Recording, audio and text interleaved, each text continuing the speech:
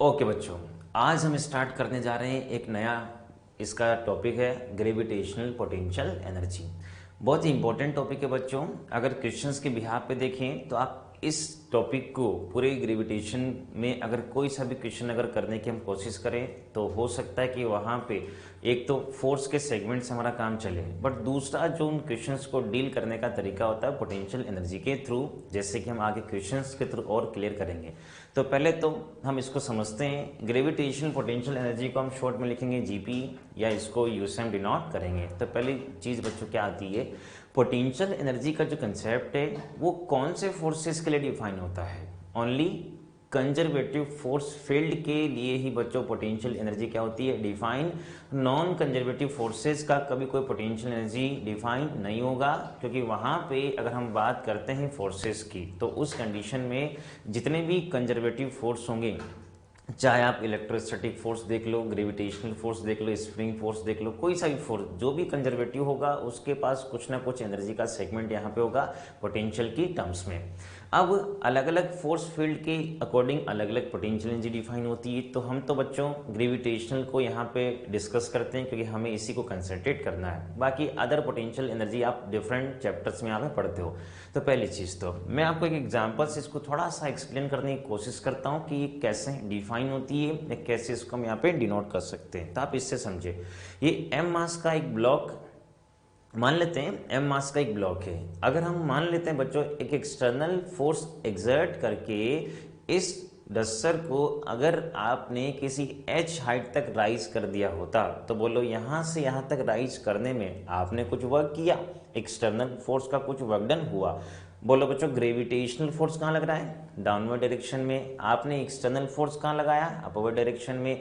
तो आपने किसके अगेंस्ट वर्क किया, बोलो किसके अगेंस्ट वर्क किया, ग्रेविटी के अगेंस्ट, क्योंकि यहां से इस डस्टर को यहां तक लिफ्ट करने में हमने ग्रेविटी के अगेंस्ट वर्क किया। तो बोलो बच्चों इसकी पोटेंशियल एनर्जी इंक्रीज की डिक्रीज, इंक्रीज। और यहां से लेके यहां तक ले जाने में इसकी पोटेंशियल एनर्जी कितने से इंक्रीज, mgh से। तो हम क्या बोल सकते हैं बच्चों कि जब भी किसी कंजर्वेटिव फोर्स फील्ड के अगेंस्ट कोई वर्क किया जाता है तो वो किया गया वर्क डन ही उसकी पोटेंशियल की फॉर्म में क्या होता है, स्टोर। बट एक कंडीशन है यहाँ पे, जरा आप इसको समझ सकते हो, सुना देखो कैसे।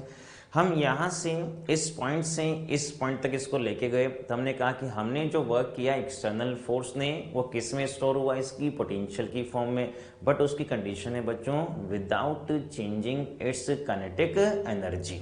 अगर बॉडी इनिशियली देखो रेस्ट पे थी, ठीक, तो फाइनल भी क्या होनी चाहिए, रेस्ट पे। इसकी काइनेटिक एनर्जी में बीच में एनर्जी आ सकती है, डजंट मैटर, बट यहाँ से लेके यहाँ तक के बीच में काइनेटिक एनर्जी में कोई चेंज नहीं आना चाहिए। तो उस कंडीशन में ही आपका जो कंप्लीट वर्क डन होगा वो उसके पोटेंशियल की फॉर्म में क्या होगा बच्चों, स्टोर। क्योंकि अगर ये डस्टर को यहाँ से यहाँ तक मूव करवाने में अगर इसके पास कुछ स्पीड आ गई, तो सोचो जरा, स्पीड आई इस पॉइंट पे तो उसके पास क्या आ गई, काइनेटिक एनर्जी। तो किए गए वर्कडन का, एक्सटर्नल फोर्स के वर्कडन का कुछ पार्ट बच्चों पोटेंशियल में भी जाएगा और कुछ पार्ट काइनेटिक में भी जाएगा, बट कंप्लीट जो वर्कडन होगा वो पोटेंशियल की फॉर्म में स्टोर नहीं हो पाएगा। दैट्स वाई इसको डिफाइन इसी टाइप से किया जाता है, without changing its kinetic energy. ये इसके एक इंपॉर्टेंट कंडीशन है अगर आपको वर्कडन को किस में कन्वर्ट करना है, पोटेंशियल की फॉर्म में। अब दूसरी बात, जैसे स्प्रिंग से समझो, स्प्रिंग में भी कभी कभी आपने देखा होगा कि स्प्रिंग को अगर आपने नेचुरल लेंथ पे रखा है, ठीक है, तो ठीक है भाई, नेचुरल लेंथ पे कोई अपोज नहीं हो रहा, कि कोई इलोंगेशन नहीं, कोई कंप्रेस नहीं, तो कोई एनर्जी भी नहीं होगी। पर जैसे आप इसको या तो इलोंगेट करो या कंप्रेस करो, तो उसके जो मॉलिक्यूल्स होते हैं उसमें इलोंगेशन और कंप्रेस का क्या करते हैं बच्चों, अपोज कर रहे हैं। तो एक्चुअली में अपोज करेंगे तो एक्सटर्नल फोर्स जो होगा उस अपोज के अगेंस्ट, जब यहाँ पे बात करते हैं एक्सटर्नल फोर्स उस अपोज के अगेंस्ट वर्क करेगा तो किया गया वर्क डन बच्चों क्या कहलाएगा, उसकी स्प्रिंग की पोटेंशियल एनर्जी, क्योंकि वहाँ फोर्स कौन सा चल रहा है, स्प्रिंग फोर्स। इसी टाइप से इलेक्ट्रोस्टेट में जब आप चार्जेस की बात करते हो तो वहाँ कौन सी एनर्जी आ जाएगी, इलेक्ट्रिक पोटेंशियल एनर्जी। तो उसके अकॉर्डिंग, फोर्स के अकॉर्डिंग एनर्जी चेंज हो जाएगी। हम वापस कंसंट्रेट करते हैं अपने ग्रेविटेशनल पोटेंशियल एनर्जी पे। तो जैसे एक्चुअली अब मैं आपको वापस समराइज कर रहा हूँ, तो पोटेंशियल पोटेंशियल एनर्जी क्या होती है बच्चों? पोटेंशियल एनर्जी एक्चुअली में एक सिस्टम की या दो पार्टिकल्स की एक इंटरेक्शन की एनर्जी है।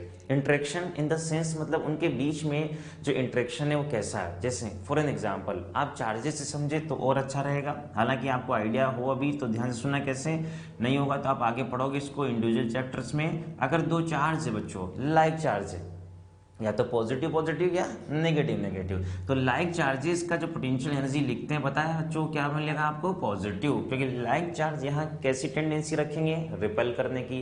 तो इनडायरेक्ट वे में हम ऐसा बोल सकते हैं कि पॉजिटिव एनर्जी अगर है तो ये रिपल्सिव टाइप के सिस्टम को रिप्रेजेंट करेगी। उसी टाइप से बच्चों अगर मान लो कि एक चार्ज पॉजिटिव होता और एक चार्ज मान लो नेगेटिव होता, अगर अनलाइक चार्ज होते तो अब इनकी जो पोटेंशियल एनर्जी लिखी जाती है बच्चों कैसी लिखी जाएंगी? Negative. Negative in the sense मतलब हम बोल सकते हैं कि अट्रैक्टिव टाइप की नेचर यहाँ पर रिप्रेजेंट करेगा। तो ठीक है, हालांकि इसके भी आगे कई सारे इसमें कॉन्सेप्ट होते हैं, बट ठीक है इतना हम देख सकते हैं कि पोटेंशियल एनर्जी एक्चुअली में दो पार्टिकल्स की किसी सिस्टम की कौन सी एनर्जी है? कॉन्फ़िगरेशन। कॉन्फ़िगरेशन मतलब मॉलिक्यूल्स या पार्टिकल किस वे में अरेंज है उसकी रेफरेंस की या पोटेंशियल एनर्जी को ये रिप्रेजेंट करेगा। अब बात सुना बच्चों, हमारे पास इसको हम डिफाइन करने जा रहे हैं, तो पहली चीज आप इसको पढ़ना जाना क्या होता है? The amount of work done to bring a particle from infinite. Infinite का मतलब क्या? इनफाइनाइट पहली चीज तो बच्चों एक रेफरेंस है कि एक पार्टिकल की दूसरे पार्टिकल से डिस्टेंस इतनी लार्ज है कि उन दोनों के बीच में कोई इंटरेक्शन नहीं है, या ऐसा हम बोल सकते हैं कि कोई ग्रेविटेशनल फोर्स एक्ट नहीं करेगा। जैसे एक m1 मास का पार्टिकल है तो हम जानते हैं कि इस तरह ने सराउंडिंग में फील्ड प्रोड्यूस कर रखा होगा, ठीक है। एक m2 मास का पार्टिकल है, इनिशियली हमने उसको कहाँ रखा बच्चों? इनफाइनाइट पे।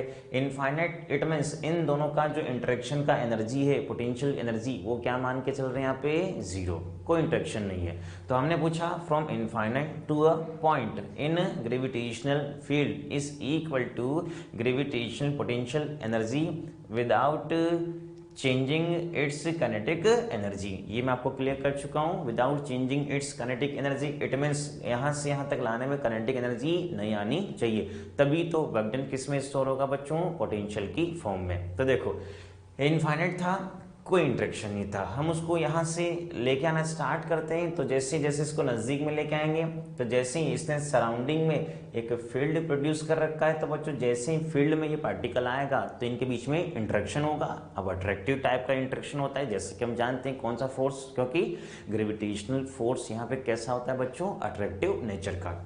तो देखो बच्चों फोर्स हम जानते हैं कि वेरिएबल टाइप का होगा, और इसको बहुत स्लोली मूव करवाएंगे तो हमको फोर्स भी कुछ वेरिएबल टाइप का प्रोड्यूस करना पड़ेगा, क्योंकि कॉन्टिन्यूसली आर के साथ चेंज होने से फोर्स क्या हो जाएगा? चेंज। इसलिए आपको अगर WPA का थोड़ा सा आइडिया हो बच्चों, तो जब भी वेरिएबल फोर्स होता है तो हम एक छोटा सा एलिमेंट कंसिडर करते हैं। इस dr एलिमेंट में जो वर्क डन हुआ वो कितना बच्चों? dw, ठीक है, d स्टैंड फॉर स्मॉल।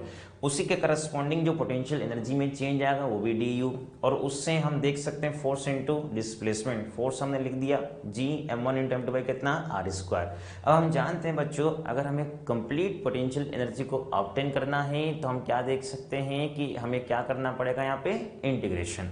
हालांकि इस डिराइव की हमें कोई रिक्वायरमेंट नहीं है, फिर भी इस डेफिनेशन को समझने के लिए डेरिवेशन थोड़ा सा मस्त हो जाता है। तो देखो जरा, अगर हम देख सकते हैं कि इधर भी इंटीग्रेट कर दें तो इधर भी आप इंटीग्रेट करेंगे, इधर भी इंटीग्रेट करेंगे, इधर भी इंटीग्रेट करेंगे, तो बताओ बच्चों स्टार्ट कहाँ से किया? इनफाइनाइट से, तो वहां पे इसका जो अपर लोअर लिमिट होगा u इनिशियल वो कितना? 0। एंड कहाँ हुआ? किसी ग्रेविटेशनल फील्ड में, जिसको आपने फाइनल कितना बोल दिया बच्चों? u। तो उस कंडीशन में r की अगर हम बात करें तो r कहाँ से चल रहे हैं? इनफाइनाइट से कितना बच्चों? r। तो देखो जरा इसको अगर इंटीग्रेट कर दें upper limit minus lower limit तो हमको कितना मिलेगा? u के इक्वल। और इधर देखें 1/r² का इंटीग्रेशन कितना? -1/r। फिर अपर लिमिट पुट करें r और लोअर लिमिट कितना? इनफाइनाइट, तो 1/इनफाइनाइट कितना? 0।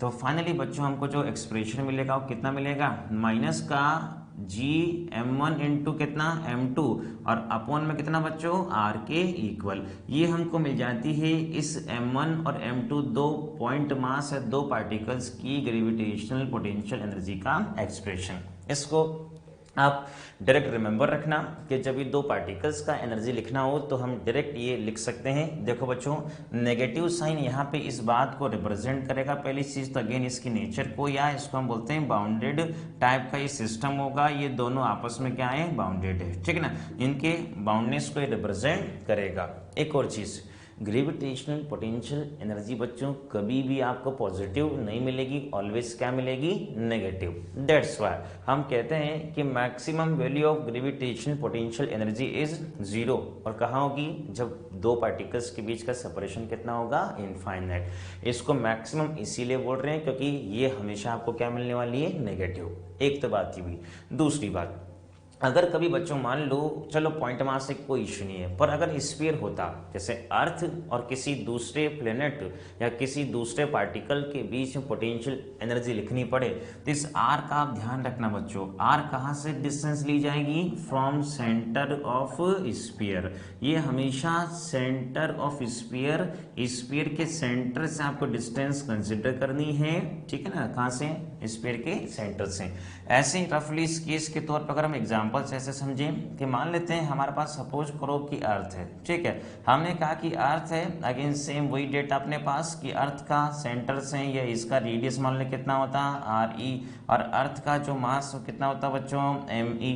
अब बताओ बच्चों, अगर एक पार्टिकल को, स्मॉल एम मास के पार्टिकल को अगर आपने यहाँ रख दिया होता, कहाँ पे, अर्थ की सरफेस पे, एक स्मॉल एम मास के पार्टिकल को अगर अर्थ की सरफेस आपने रखा होता, तो हम पूछे कि बताओ इन दोनों का पोटेंशियल एनर्जी या इस पार्टिकल की पोटेंशियल एनर्जी कितनी होगी, तो बताओ क्या जीरो होगी, नहीं, जीरो नहीं होगी बच्चों। तो हम इसका पोटेंशियल एनर्जी यहाँ से क्या राइट डाउन कर सकते हैं, देखो नेगेटिव तो आएगी। अच्छा, कौन सी पोटेंशियल, मैं पोटेंशियल एनर्जी वर्ड यूज करूंगा तो इसका बाय डिफॉल्ट यहाँ मतलब कौन सी पोटेंशियल बच्चों, ग्रेविटेशनल पोटेंशियल एनर्जी। तो बताओ क्या लिखा जाएगा, माइनस का कितना, जी, m1 के नाम पे me, m2 के नाम पे m, अपॉन डिस्टेंस कहाँ से, उसके सेंटर से, तो कितना लिखा जाएगा बच्चों, आर ई के बराबर। ये हमको मिल जाएगी इस पार्टिकल की अर्थ की सरफेस से पोटेंशियल एनर्जी। अगर पार्टिकल किसी हाइट पे होगा तो कोई इशू नहीं है, यहाँ क्या लिखा जाएगा, आर ई प्लस एच। तो ये हमारे पास आ जाती है ग्रेविटेशन पोटेंशियल एनर्जी।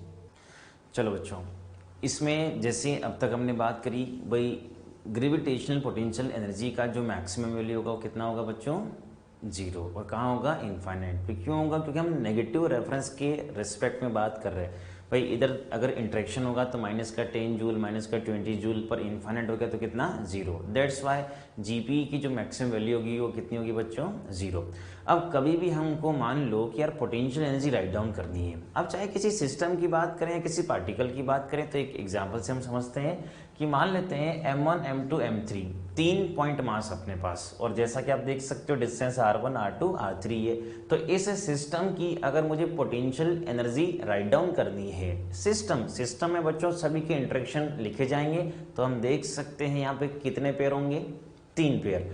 एक तो आपके पास इंटरेक्शन का पेयर होगा m1 और m2 का, दूसरा पेयर आपके पास बनेगा m2 और m3 का, और तीसरा पेयर हमारे पास होगा बच्चों m1 और किसका, m3 का। तो ए अगर हम लिखना चाहें सिस्टम का, तो माइनस ऑफ कितना, जी m1 m2 अपॉन कितना, r1, माइनस ऑफ जी कितना, m2 m3 अपॉन कितना, r2, minus of ji m1 m3 upon कितना, r3।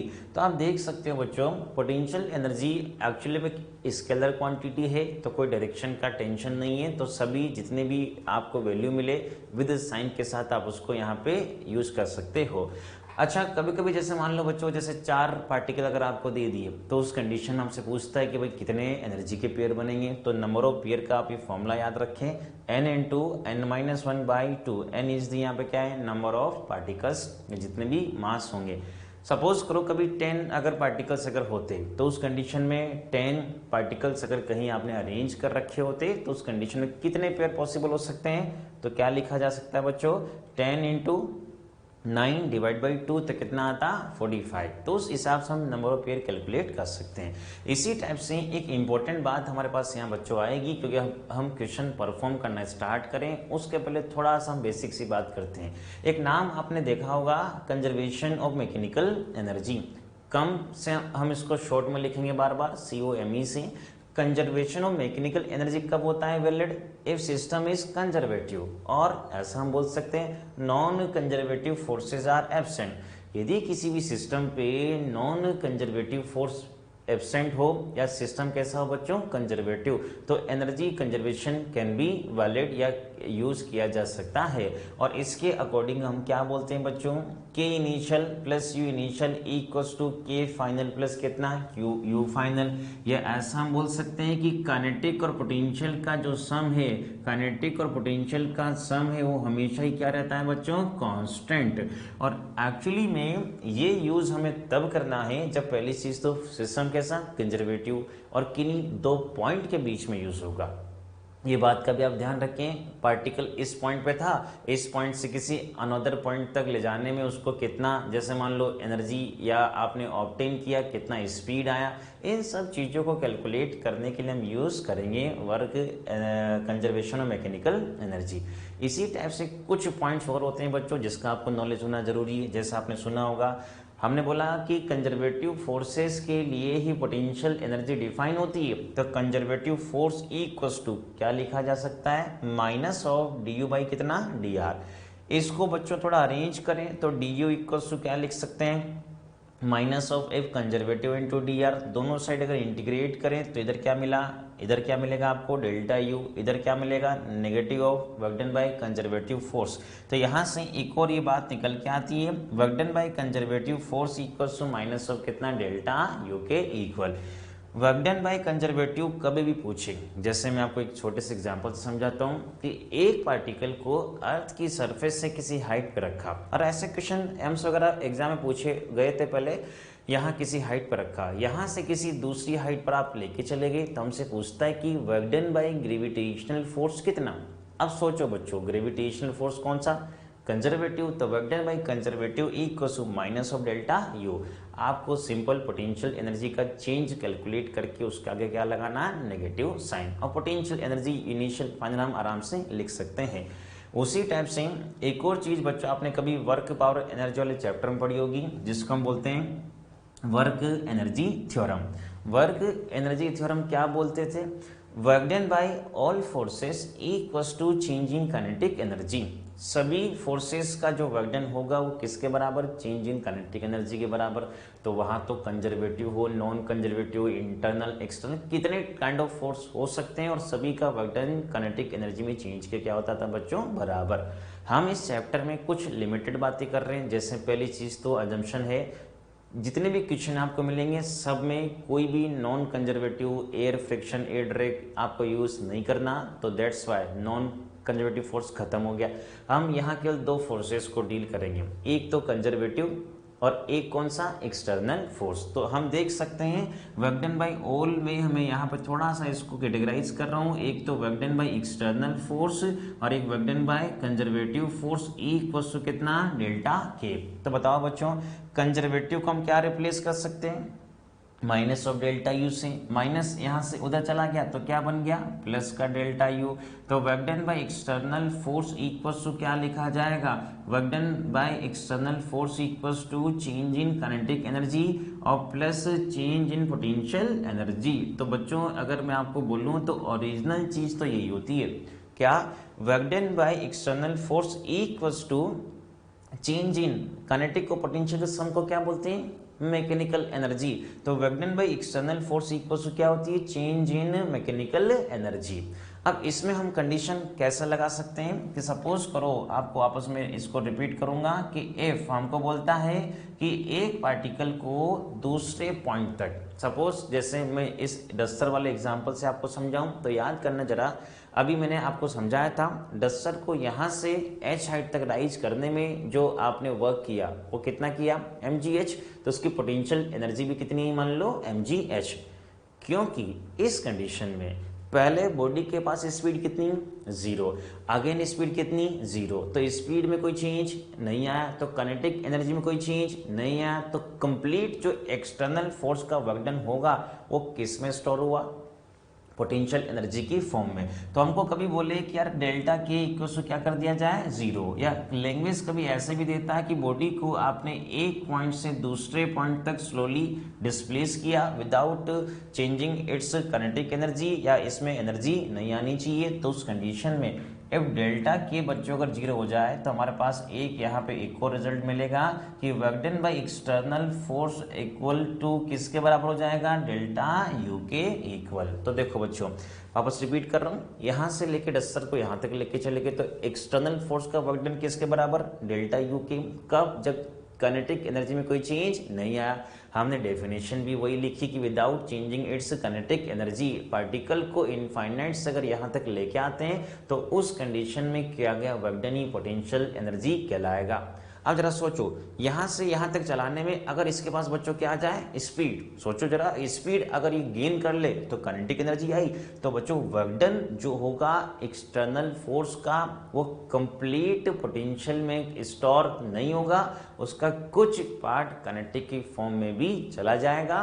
दैट्स वाई ऐसी लैंग्वेज आपको दे तो आप थोड़ा ध्यान रखना। वापस एक बार रिपीट कर रहा हूँ, जब भी दो पॉइंट्स के बीच में स्पीड का या काइनेटिक एनर्जी का कैलकुलेशन करना है तो हम यूज़ करेंगे कम कंजर्वेशन ऑफ मैकेनिकल एनर्जी को।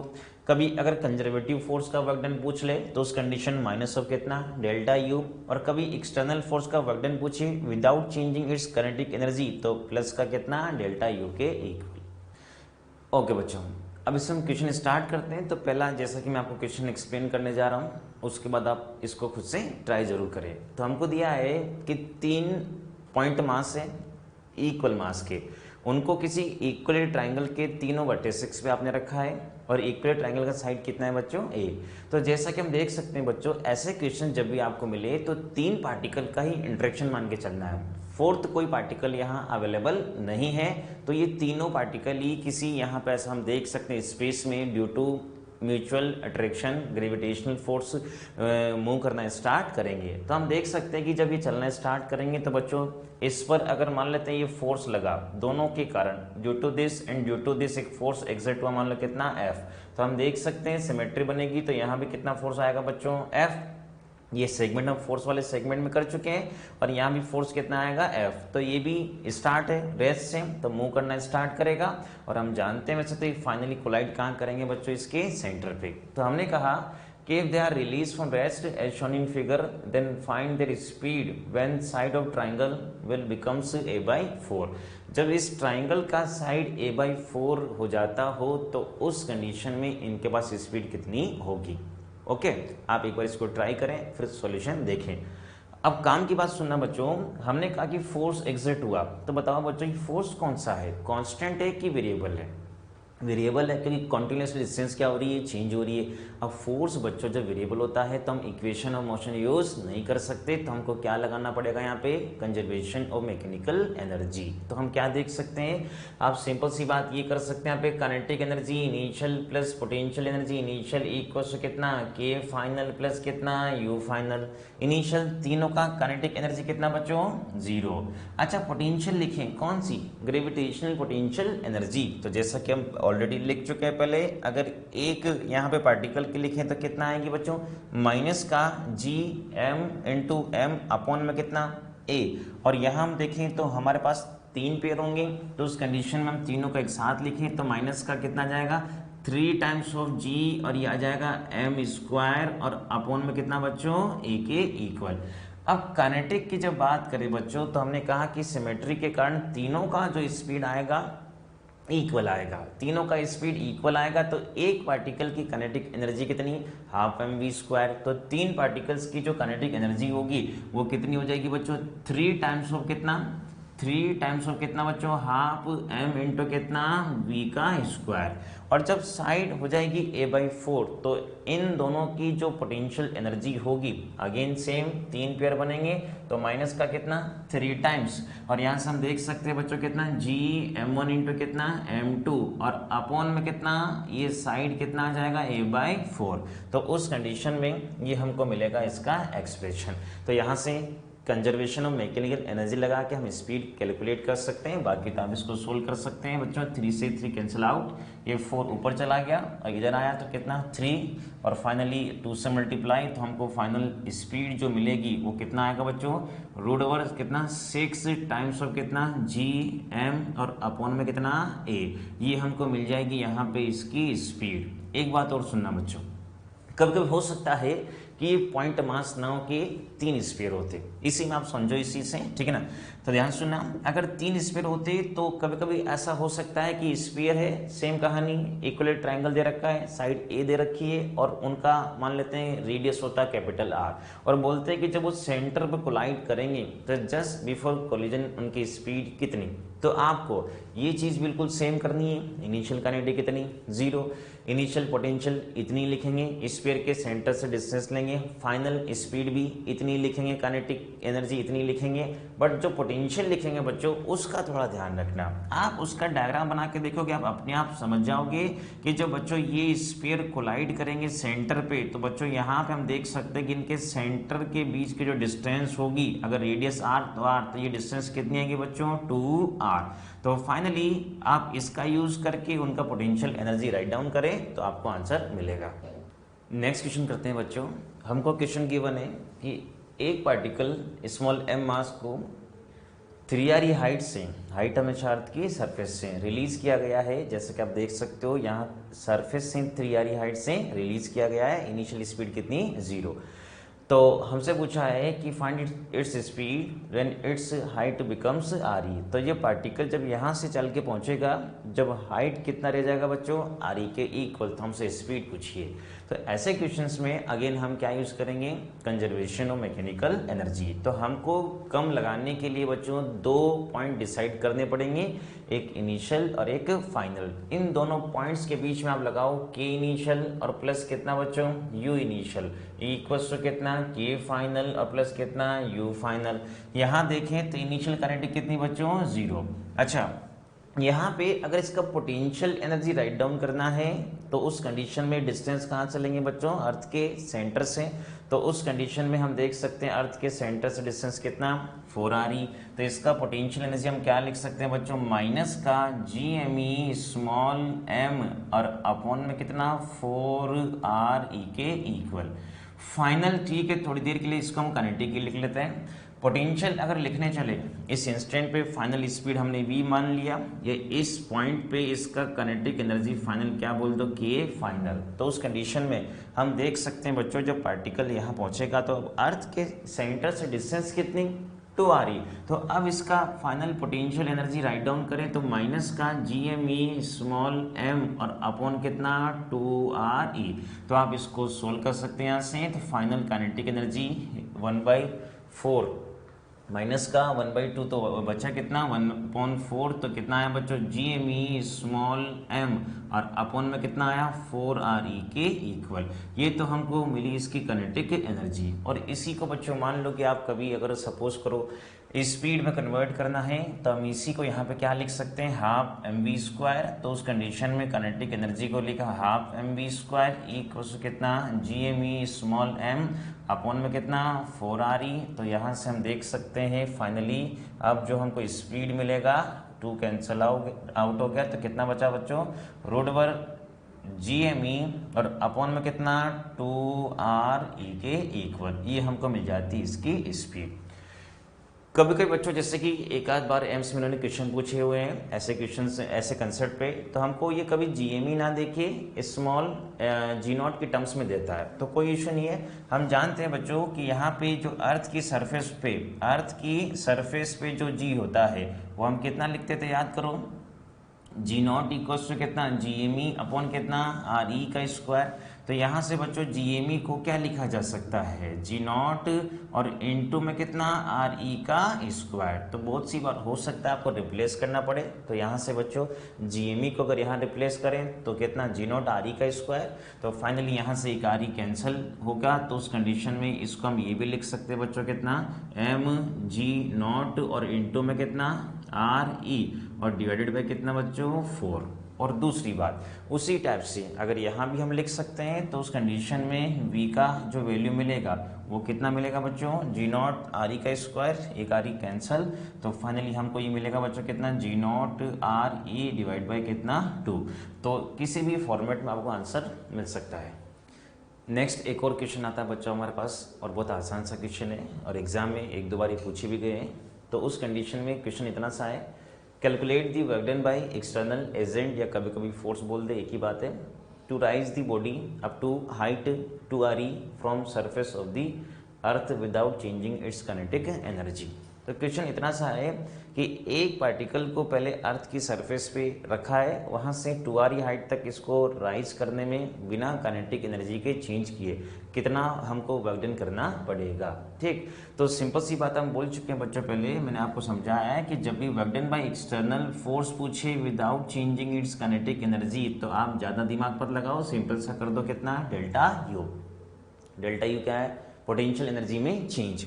तो बताओ बच्चों, क्योंकि यहाँ पे हम देख सकते हैं बच्चों वैसे तो जो फोर्स होगा वो वेरिएबल टाइप का होगा, तो work done equals to force into displacement हम यूज़ नहीं कर सकते, तो हम यहाँ पे इसका यूज़ कर सकते हैं। तो इनिशियली अगर पार्टिकल यहाँ था तो इसका यू इनिशियल कितना लिखा जाएगा बच्चों, इनिशियल जब सरफेस पे था तो इसका पोटेंशियल एनर्जी लिखा जाएगा कितना, माइनस का G M E small M और अपॉन में कितना आर ई के इक्वल, और जब पार्टिकल 2re हाइट पे पहुंचा तो फाइनल इसकी बच्चों जो पोटेंशियल एनर्जी होगी वो कितने लिखेंगे, माइनस का G M E small M और अपॉन में सेंटर से डिस्टेंस कितना बच्चों 3re के इक्वल। तो आप देख सकते हो कि डेल्टा यू विल बी, इसको हम क्या लिख सकते हैं बच्चों, यू फाइनल और माइनस कितना यू इनिशियल। तो work done by external force equals to final minus initial, तो ये फाइनल लिखा हमने, तो माइनस का कितना बच्चों 3 टाइम्स ऑफ कितना G M E small M और अपॉन में कितना, अपॉन में कितना 3 G M E small M upon में कितना आया 3re, और यहाँ से हम देख सकते हैं माइनस माइनस क्या हो जाएगा बच्चों प्लस, तो प्लस का कितना लिख सकते हैं यहाँ पे G M E small M और अपॉन में कितना आ जाएगा आर ई। तो इसको आप सोल्व कर ले, 1 माइनस 1/3 तो कितना बचा 2/3।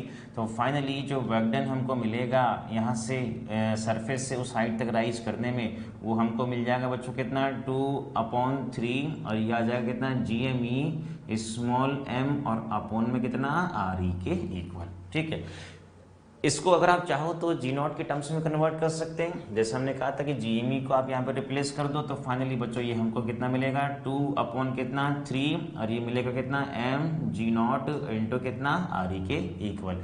तो ये यहाँ पे एक्सटर्नल फोर्स का वर्क डन मिलेगा। इसी क्वेश्चन में बच्चों अगर कभी ये पूछता कि इस बॉडी को यहाँ से यहाँ तक शिफ्ट करने में ग्रेविटेशनल फोर्स ने कितना वर्क किया, तो ये एक्स्ट्रा में सुन लो बस इसी के साथ ऐसे।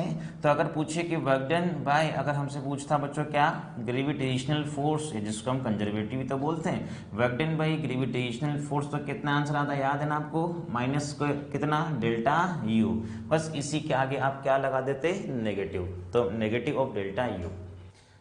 नेक्स्ट क्वेश्चन करते हैं बच्चों एक और यहाँ पे। नेक्स्ट क्वेश्चन एक रिजल्ट भी मान सकते हैं आप इसको, और बहुत सी बार कुछ क्वेश्चंस को सॉल्व करने में हमें अननेसेसरी कैलकुलेशन यहाँ पे अवॉइड हो जाएगी। तो देखो एक बार सुन लो इसको, क्वेश्चन इतना सा है कि एक स्मॉल मास के पार्टिकल को अर्थ की सरफेस से बिल्कुल वर्टिकली अपवर्ड डायरेक्शन में यू स्पीड से आपने थ्रो कर दिया। अच्छा यहाँ अभी ध्यान रखेंगे बच्चों, स्पीड जो होगी वो एस्केप से कम देंगे क्योंकि हमें पार्टिकल को एस्केप नहीं करवाना। ठीक है, तो हमने कहा कि भाई ये स्पीड जो यू दिया आपने, तो उस कंडीशन में जैसे जैसे ऊपर जाएगा स्पीड कॉन्टिन्यूसली क्या होगी डिक्रीज होगी, और फाइनली एक इंस्टेंट पे एक मोमेंट के लिए उसका स्पीड कितना 0, तो उसको हमने बोल दिया कौन सी हाइट, मैक्सिमम हाइट बोल दें, तो ये फाइनल पॉइंट भी आप इसको बोल सकते हैं। तो हमसे पूछिए calculate speed U a particle reaches up to height H height तक अगर पार्टिकल पहुंच जाता हो तो उस कंडीशन में यहाँ पे u का वैल्यू कितना होगा। बहुत आसान सा क्वेश्चन है बच्चों। अच्छा कभी इस क्वेश्चन में हमको मान लो u दे के h भी पूछ सकता है, तो दोनों आपस में कनेक्टेड, ऐसा कोई इशू नहीं है। तो पहली चीज़ तो इन क्वेश्चंस को डील करने के लिए हम यहाँ पे यूज़ कर रहे हैं एनर्जी कंजर्वेशन। तो इनिशियल और ये फाइनल दोनों पॉइंट के बीच में अगर हम लगाएं एनर्जी कंजर्वेशन तो k इनिशियल प्लस u initial equals to k final और प्लस कितना u फाइनल। तो देखें बच्चों इनिशियल अगर काइनेटिक एनर्जी आप लिखें तो इस पार्टिकल का काइनेटिक एनर्जी इनिशियल कितना, half M U square. Earth की सरफेस पे पोटेंशियल कितना, माइनस का कितना, G M E small M और अपॉन में कितना, आर ई। या अगर फाइनल काइनेटिक एनर्जी वहाँ कितनी हो गई बच्चों, जीरो, क्योंकि मैक्सिमम हाइट पे काइनेटिक उस मोमेंट पे क्या हो जाएगी, जीरो। बट वहाँ की पोटेंशियल अगर लिखें तो सेंटर से डिस्टेंस लें तो कितना लिखा जाएगा, माइनस का G M E small M और अपॉन में कितना बच्चों, आर ई प्लस कितना, एच। आप यहाँ चाहो तो स्मॉल आर भी रख सकते हैं, बट ठीक है, फिर फाइनली हमको कैलकुलेट करके आर ई में से उसको सब्ट्रैक्ट करना पड़ेगा। तो आप देख सकते हैं बच्चों, ये हमको यहाँ पे रिजल्ट मिला। अब इसको अगर हम थोड़ा सा अरेंज करें तो मैं इसको हाफ एम यू स्क्वायर को तो एक साइड यहाँ पे रख रहा हूँ, तो दूसरी साइड उसको अगर ले जाए तो आप देख सकते हैं बच्चों, तो हमको उधर चला गया तो कितना मिला, G M E small M upon में कितना, आर ई, और यहाँ से उधर तो माइनस पहले से ही था वो, तो माइनस का G M E small M upon में कितना, आर ई प्लस का कितना, एच। तो इसके अकॉर्डिंग अब थोड़ा सा आप यहाँ पे सोल्व करो तो कैसे, G M E small M तो ये तो कॉमन आ जाएगा, नीचे R E into R E plus H LCM, तो ऊपर यहाँ देखो कितना, आर ई प्लस एच और माइनस का कितना, आर ई। तो फाइनली सोल्व करने पे अच्छा एम भी कैंसिल आउट हो जाएगा। तो हम यहाँ से देख सकते हैं बच्चों कि U square by two equals to, हमको जो मिलेगा उसको जी एम ई को हमने कॉमन ले लिया उधर, ठीक है। और यहाँ जब इसको आप अरेंज करेंगे तो ये मिलेगा ऊपर कितना, एच, और अपॉन में कितना बच्चों, आर ई इंटू कितना, आर ई प्लस का आर ई प्लस एच, ठीक है। तो ये हमको इसका एक्सप्रेशन मिला। अब आप चाहो तो उस कंडीशन में हम जानते हैं बच्चों कि इसको थोड़ा सा और अरेंज करें, तो जैसे हमको थोड़ा सिंप्लीफाई करना है, अगेन यहाँ से आप आर ई कॉमन ले लो, तो आर ई यहाँ से निकल के आया तो यहाँ क्या हो जाएगा, आर ई का स्क्वायर। तो उसके अकॉर्डिंग हम ये देख सकते हैं बच्चों कितना आया ये, जी एम ई और इनटू में चल रहा है ये कितना, एच, अपॉन में यहाँ कितना निकल के आया है, आर ई का स्क्वायर। तो यहाँ क्या बचा, 1 प्लस एच अपॉन में कितना बच्चों, आर ई, ठीक। अब चाहो तो आप ऐसी फॉर्मूले में रख दो इसको, नहीं तो अदरवाइज अगर हम चाहें तो जी नॉट में भी टर्म कन्वर्ट कर सकते हैं। और हम जानते हैं बच्चों G M E upon R E के स्क्वायर को हम लिखते हैं जी नॉट। जी नॉट कहाँ पे, अर्थ की सरफेस पे। तो इसको वापस उसको आप अरेंज करें तो उस कंडीशन में हमको जो इसका फॉर्मूला मिलेगा u इक्वल्स टू, उसको उधर भेज दें तो फाइनली ये मिलेगा बच्चों, रूट के अंदर कितना, ये 2 टाइम्स ऑफ, ठीक है ना, इसको क्या रिप्लेस कर दिया आपने, जी नॉट, तो जी नॉट और इनटू में उधर कितना बच्चों, h, अपॉन में कितना, 1 प्लस एच अपॉन में कितना, आर ई के इक्वल। तो इसके अकॉर्डिंग हम देख सकते हैं कि ये जो फॉर्मूला हमको मिलेगा तो इसका हम यूज़ कर सकते हैं डायरेक्ट क्वेश्चंस को सोल्व करने में बिना कोई एक्स्ट्रा कैलकुलेशन किए। बस इस चीज़ का ध्यान रखना बच्चों, ये फॉर्मूला जब आप यूज़ करो तो हम बात करेंगे फाइनल पॉइंट पे स्पीड क्या होनी चाहिए, 0, और आपने उसका प्रोजेक्ट कहाँ से किया है, अर्थ की सरफेस से, उन्हीं के बीच में हम बात कर रहे हैं। तो अब आप देख सकते हो, ठीक है, कुछ क्वेश्चंस में हमको काम आएगा ये, u initial speed of projection हो गया, h उसका हाइट हो गया। जैसे सपोज करो कभी हमसे ऐसे इसी के जैसा मैं आपसे क्वेश्चन पूछूं डायरेक्ट, अगर ऐसे में लैंग्वेज लिख के बिना ऐसे बोल रहा हूँ कि मान लेते हैं कि किसी पार्टिकल को आपने किसी स्पीड से अगेंस्ट से अर्थ की, क्वेश्चन यही है, अर्थ की सरफेस से किया प्रोजेक्ट। तो उसने पूछा कि मान लो पार्टिकल अगर पहुंच जाता है मान लेते हैं 2r हाइट तक, ठीक है ना, particle if reaches up to 2r height, तो उस कंडीशन में हमसे पूछा है कि उसको जब आपने प्रोजेक्ट किया तो प्रोजेक्शन स्पीड या प्रोजेक्ट करने की जो स्पीड है वो कितनी होगी। क्लियर बच्चों, क्वेश्चन सेम है, डेटा वही थोड़ा सा चेंज किया हमने, बस यहाँ पे हमने जनरलाइज कर दिया था उसको। तो ऐसे समझिए क्वेश्चन वही है, वो अर्थ की सरफेस से किसी पार्टिकल को u स्पीड से आपने ऊपर की ओर प्रोजेक्ट किया तो उस कंडीशन में पार्टिकल कितने हाइट तक पहुंचा, 2r, तो उसका प्रोजेक्शन स्पीड कितना होगा। अब आप चाहो तो या तो एनर्जी कंजर्वेशन लगा दो डायरेक्ट, नहीं तो हम डायरेक्ट इस फॉर्मूले का भी यूज कर सकते हैं बच्चों। तो उस कंडीशन में जो फॉर्मूला हमको मिला था u इक्वल्स टू, ये हमारे पास जो फॉर्मूला था कितना था, एक बार फॉर्मूला लिख रहा हूँ, 2g0, g0 का ध्यान रखना अर्थ की सरफेस पे, इनटू कितना h और अपॉन में कितना 1 प्लस h अपॉन में कितना बच्चों, r। तो फाइनली आप यहाँ से अगर इसका वैल्यू पुट कर दें तो हम क्या देख सकते हैं, कितना आ जाएगा, h की जगह पुट करें 2r, तो 2 और 2 ऊपर कितना हो गया 4, जी नॉट, ठीक है ना, और इनटू में यहाँ कितना आया बच्चों ये आर ई, और यहाँ देखिए जरा 1 प्लस एच की जगह कितना 2, तो आर ई तो कैंसिल आउट हो जाएगा, तो 1 प्लस 2 कितना आ गया 3, तो 4/3 जी नॉट आर ई, ये हमको मिल जाएगा इसका यू का वैल्यू। इसको आप जी एम ई की टर्म्स में भी रिप्लेस कर सकते हो। इतनी बात ही हुई।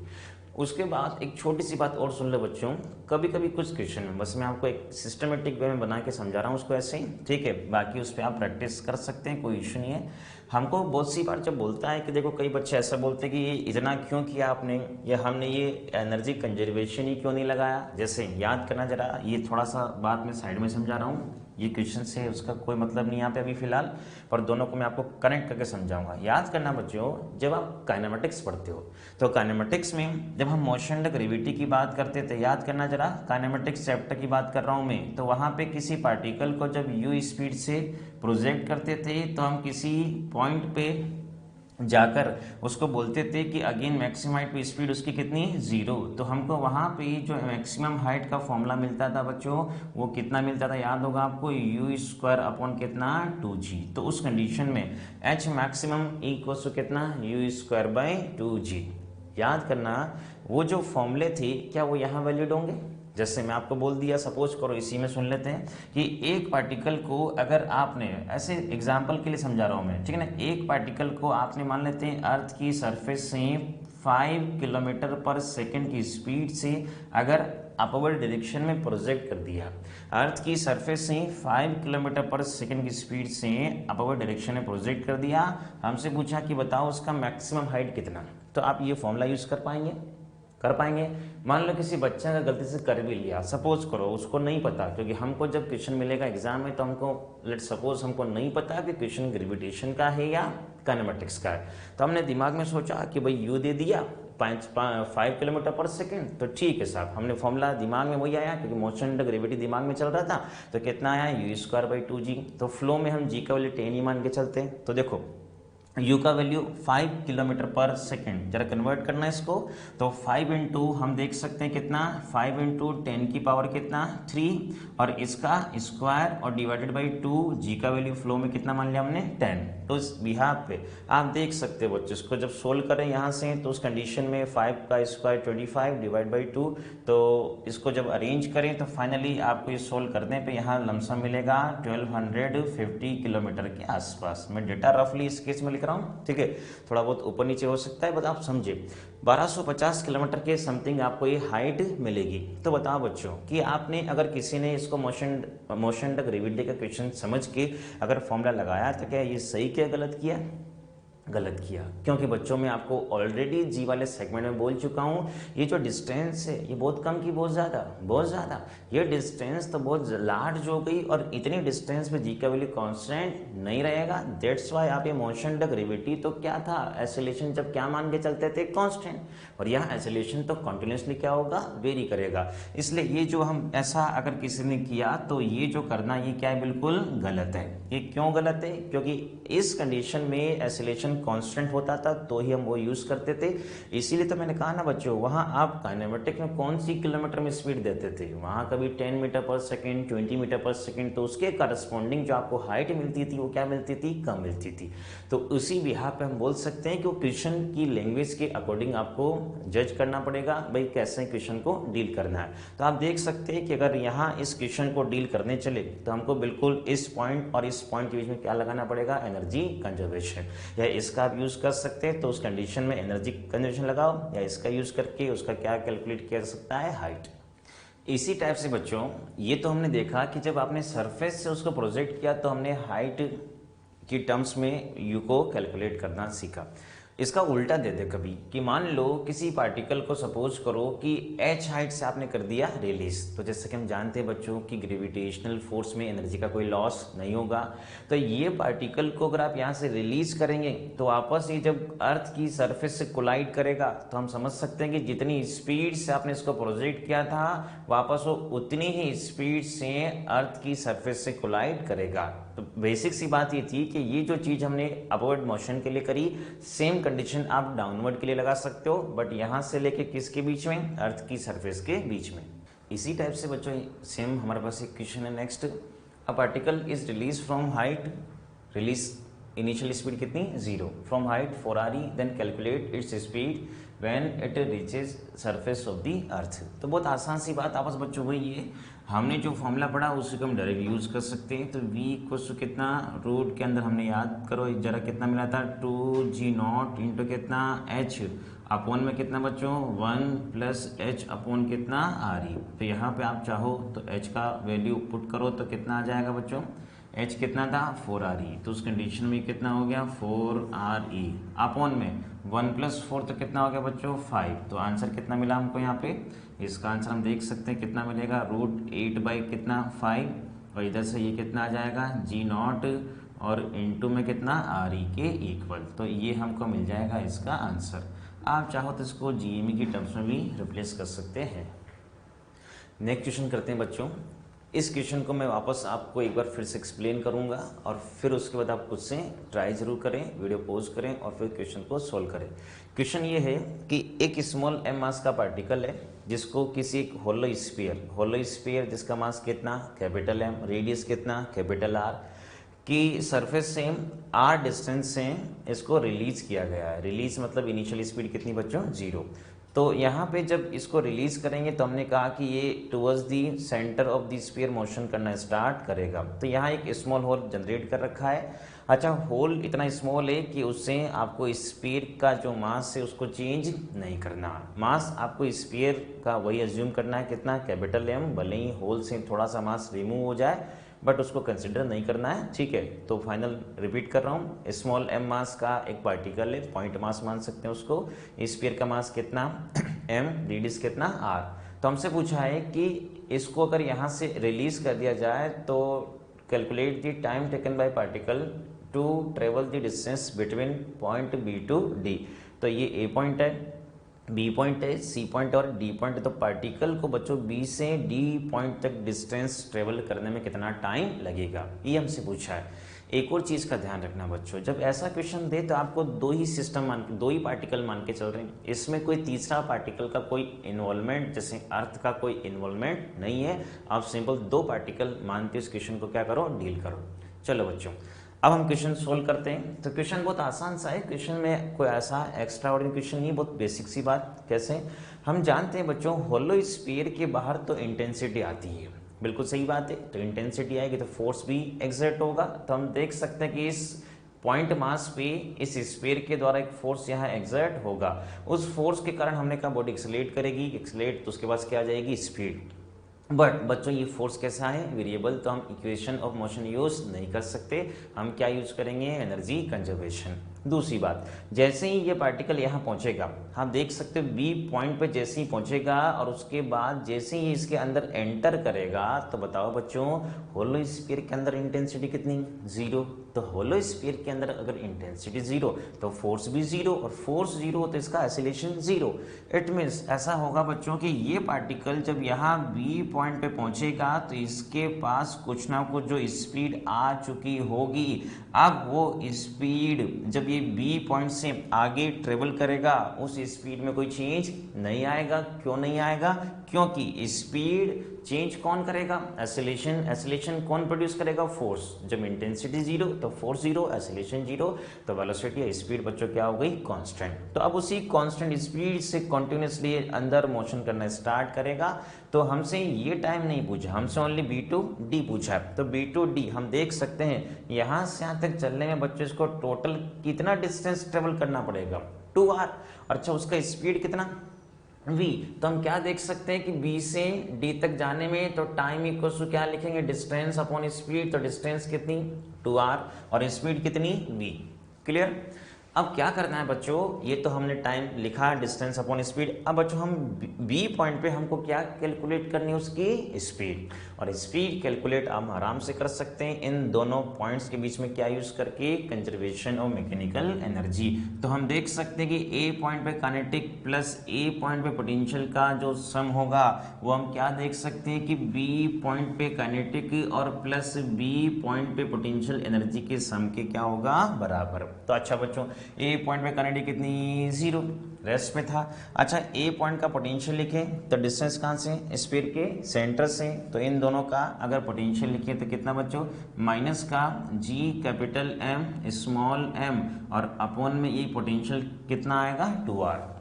उसी टाइप से बी पॉइंट पर जब पहुंचेगा तो मान लो उसका स्पीड v हो गया तो हाफ m इंटू कितना v², ये बी पॉइंट की काइनेटिक एनर्जी। अच्छा बी पॉइंट की पोटेंशियल 0 नहीं होगी बच्चों, कितना आएगा सरफेस पे हम जानते हैं कितना लिखते हैं माइनस का यहाँ पे कितना बच्चों जी m और अपॉन में कितना बच्चों r। तो फाइनली आप देख सकते हो उसको इधर अरेंज करें 1 माइनस 1/2 तो उस कंडीशन 1/2 2 से 2 कैंसिल आउट, तो v का जो वैल्यू हमको मिलेगा बी पॉइंट पे वो कितना आएगा बच्चों रूट ओवर कितना g capital m small m तो कैंसिल आउट, ठीक है ना, और अपॉन में कितना r, ये हमको मिल जाएगी उस b पॉइंट की स्पीड। और फाइनली आप चाहो तो यहाँ पे टाइम इक्वल्स टू कितना था डिस्टेंस अपॉन स्पीड, तो इस स्पीड को आप यहाँ पे पुट कर सकते हैं और इसको अगर चाहे तो फर्दर और सोल्व किया जा सकता है। चलो बच्चों एक और यहाँ पे हम नेक्स्ट क्वेश्चन करते हैं, तो वापस अगेन सेम कहानी, मैं आपको क्वेश्चन एक्सप्लेन करूँगा और उसके बाद आप खुद से ट्राई जरूर करना वीडियो पोस्ट करके। तो सुनना जरा, हमको एक्चुअली क्वेश्चन में ये दिया है कि दो प्लेनेट है बच्चों, एक प्लेनेट ए दूसरा प्लेनेट बी, उसका भी रेडियस r इसका भी रेडियस r, बट उसका मास कितना m इसका मास कितना 4m। ये दोनों प्लेनेट बच्चों फिक्स टाइप के हैं, मतलब ये इट मीन्स इनके बीच में कोई मोमेंट नहीं होगा, दोनों बिल्कुल क्या रहेंगे फिक्स। अच्छा जैसे कि आप देख सकते हो बच्चों दोनों के सेंटर के बीच की डिस्टेंस कितनी है 6r। तो हमने क्या किया कि एक पार्टिकल को इस प्लेनेट ए की सरफेस से प्रोजेक्ट किया है किसी स्पीड से। तो पहले क्वेश्चन सुने, a particle of mass small m is projected with speed u from surface of planet A as shown in figure, then find minimum speed of projection. Minimum word सबसे important है बच्चों, ठीक है, of projection so that it can reach at surface of planet B. हमने पूछा कि यहाँ यार इसको कितनी मिनिमम स्पीड दें सो दैट ये पार्टिकल इस प्लेनेट की सरफेस पे क्या हो जाए पहुंच जाए, ये हमने पूछा है। तो इसके अकॉर्डिंग अगर हम बात करें बच्चों तो हमें क्या करना है, पहली चीज तो आप एक बार 2 मिनट के लिए इसको सोचो, ठीक है, उसके बाद सॉल्यूशन देखें।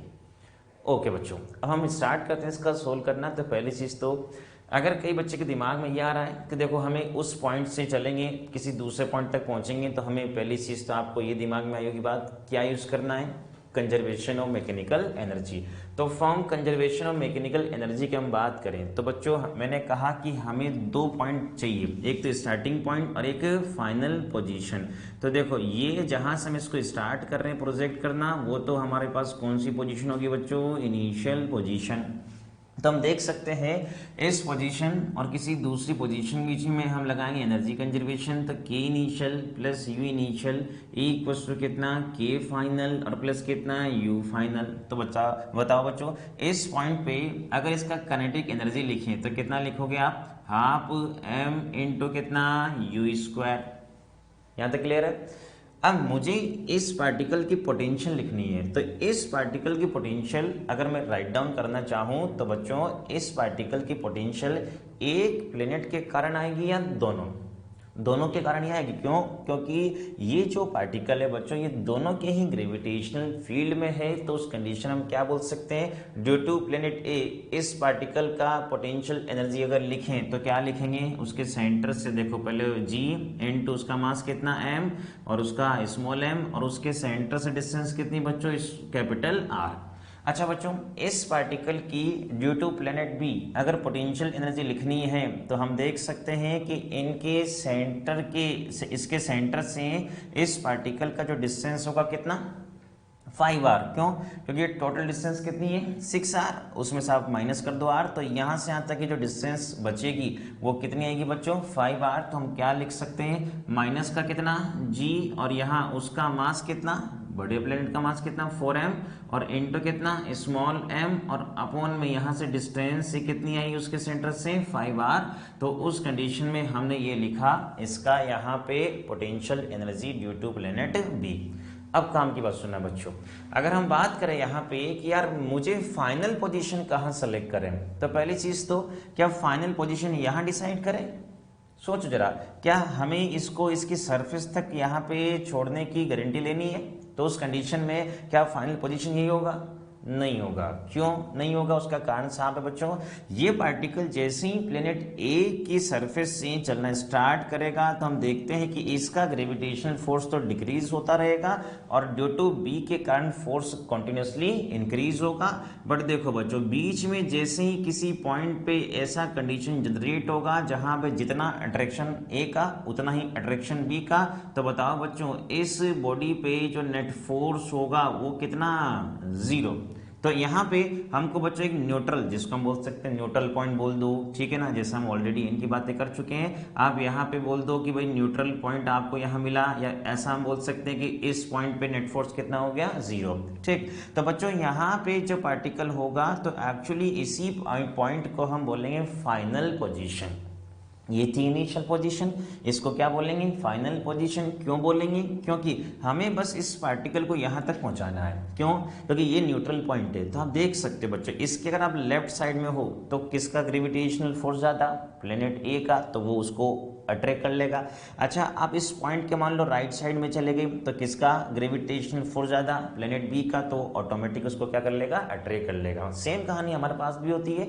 जब मान लो अर्थ की सरफेस से, सपोज करो जैसे हम बात बोलते हैं कि अर्थ की सरफेस से मून या किसी भी दूसरे प्लेनेट पे जब आपको किसी स्पेसक्राफ्ट को भेजना होता है तो उस कंडीशन हम क्या बोलते हैं कि एक सर्टेन, जब तक अर्थ का रेंज होता है तब तक तो हम उसको एनर्जी वगैरह प्रोवाइड करते हैं। बट एक मून की ग्रेविटी में जैसे वो एंटर करता है तो ऑटोमेटिक उसको मून अपने आप को मून उस प्लेनेट को क्या कर लेता है, या उस एयरक्राफ्ट या स्पेसक्राफ्ट को बच्चों क्या कर लेता है, अट्रैक्ट। सेम कहानी, जब वापस जो स्पेसक्राफ्ट ऊपर से लौट के आता है तो जैसे ही अर्थ की ग्रेविटी में एंटर करता है तो ऑटोमेटिकली वो ग्रेविटेशन फोर्स के कारण क्या कर लिया जाता है, अट्रैक्ट। तो आप ऐसे समझें, अगर हम बात करें तो हमें एक्चुअली में बच्चों इस पार्टिकल को बिल्कुल प्लेनेट बी की सरफेस तक पहुंचाने की यहाँ पे जरूरत नहीं है। आप सिंपल सा इसको न्यूट्रल पॉइंट तक छोड़ दो।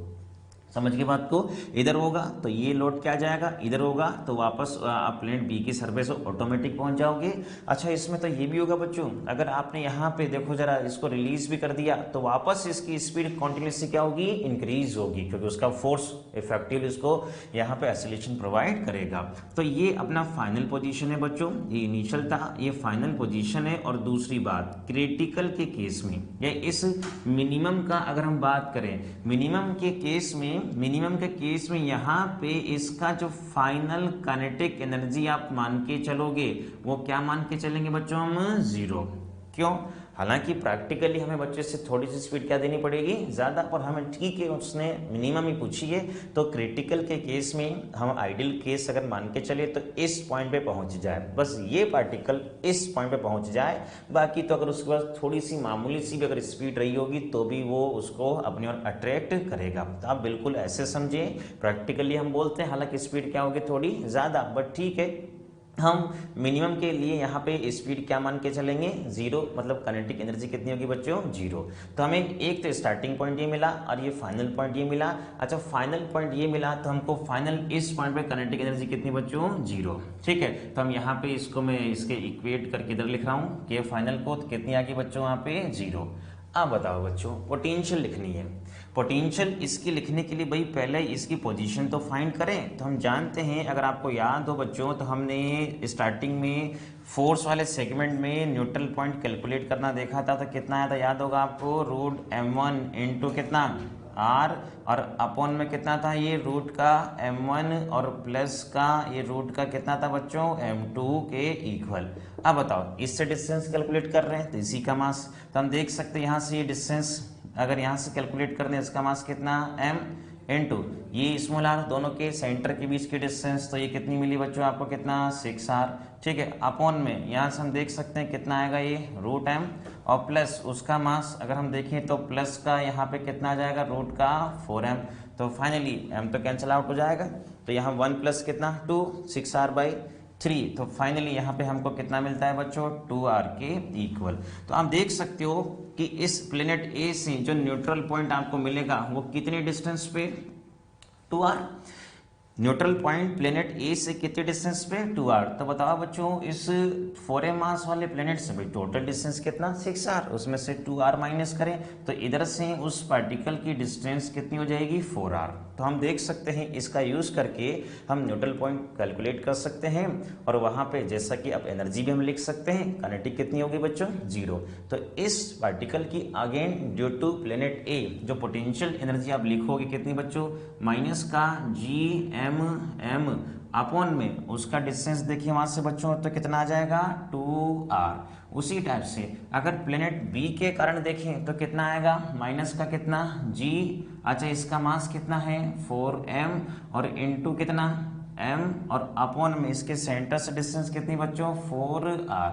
अब आप चाहो इसको सोल्व करें पूरा कंप्लीट, ठीक है, इसको अरेंज करेंगे तो यहाँ से सोल्व करेंगे तो फाइनली आपको यहाँ पे u का वैल्यू मिलेगा। तो यहाँ से हम देख सकते हैं u का जो वैल्यू मिलेगा सोल्व करने पे, ठीक है, इसको सोल्व करें, ये 4 से 4 आपका कैंसिल आउट होगा तो उस कंडीशन में यहाँ से ये कैंसिल आउट हो गया तो 1 अपॉन उधर चला गया तो 1/5 और माइनस का 1/2। तो फाइनली सोल्व करने पे आपको मिलेगा कितना बच्चों, यहाँ पे रूट का कितना 3 अपॉन कितना 5 और ये मिलेगा कितना Gm और अपॉन में कितना r। ये हमको मिल जाती है उस प्लेनेट ए पर मिनिमम स्पीड। तो कभी कभी बच्चों इसको ये ऐसे भी लिखते हैं बहुत सी जगह कि u greater than equals to root work कितना लिखा जाएगा बच्चों 3 अपॉन कितना 5 Gm और अपॉन में कितना r। इसीलिए हम मिनिमम के लिए बस ये रूट 3/5 Gm/r से काम चलाते हैं। तो वापस आप इसको एक बार यहाँ से देखें, कैलकुलेशन आप कर सकते हो। हाँ बच्चों, आप खुद से इसको घर पे एक बार ट्राई करें, इसको उल्टा करके आप इस पार्टिकल को प्रोजेक्ट करो कौन से प्लेनेट से, बी से आप प्रोजेक्ट करो और कहाँ पहुँचाना है ए पे। अच्छा बच्चों, आप चाहो तो ये प्लेनेट बी की सरफेस पे जब पहुंचेगा तो उसकी स्पीड 0 की नॉन जीरो। तो उस कंडीशन में कभी ये भी पूछ सकता है और क्वेश्चन अगर लेंथी करना है आपको कि बताओ ये पार्टिकल जब प्लेनेट बी की सरफेस पे पहुंचेगा और मिनिमम स्पीड से अगर आपने यहाँ प्रोजेक्ट किया तो उस कंडीशन में कितनी स्पीड से कोलाइड करेगा यहाँ पे। तो वो भी 2 पॉइंट्स के बीच में एनर्जी कंजर्वेशन यूज करके हम कैलकुलेट कर सकते हैं।